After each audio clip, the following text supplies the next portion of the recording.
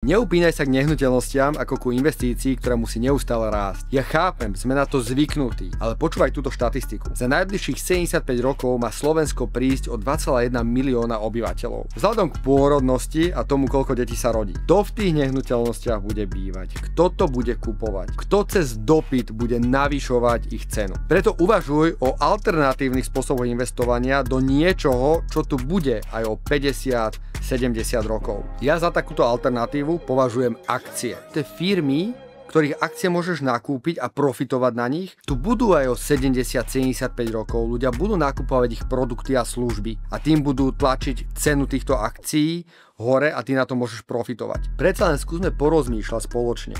92% všetkých produktov a služieb, ktoré ľudia včera nakúpili alebo zajtra využijú, vyprodukovali firmy, ktoré sú na burze. A tým pádom, keď nakupuješ ich akcie, rastieš spolu s nimi. Nemá to väčšiu perspektívu ako nehnuteľnosti, ktoré bude každá druhá prázdna, pretože tam nebude mať kto bývať.